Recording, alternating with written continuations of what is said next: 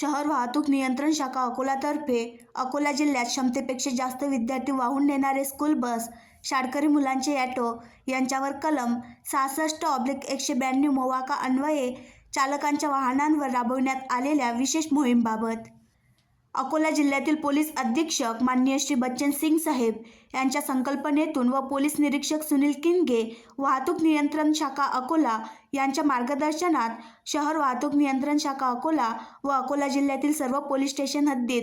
क्षमतेपेक्षा जास्त विद्यार्थी वाहून नेणारे स्कूल बस, शाळकरी मुलांचे ॲटो यांच्यावर कलम 66/192 मोवाकाप्रमाणे नियमांचे उल्लंघन करणारे वाहनांवर कारवाई करण्याकरिता संपूर्ण अकोला जिल्ह्यात दिनांक 30 जानेवारी 2024 ते 3 फेब्रुवारी 2024 दरम्यान विशेष मोहीम राबविण्यात आली होती. सदर मोहीम दरम्यान शहर वाहतूक नियंत्रण शाखा अकोला व जिल्ह्यातील सर्व पोलीस स्टेशनमधील पोलीस अधिकारी व अंमलदार यांच्याकडून क्षमतेपेक्षा जास्त विद्यार्थी वाहून नेणारे स्कूल बस, शाळकरी मुलांचे ॲटो यांच्यावर कलम 66/192 मोवाका अन्वये एकूण 334 वाहनांवर केसेस करून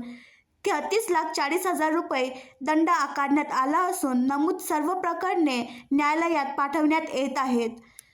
याकरिता वाहनधारकांनी वाहन चालविताना परमिटचा उल्लंघन करू नये. उल्लंघन केल्यास कायदेशीर कारवाई करण्यात येईल व वाहन निलंबन प्रस्ताव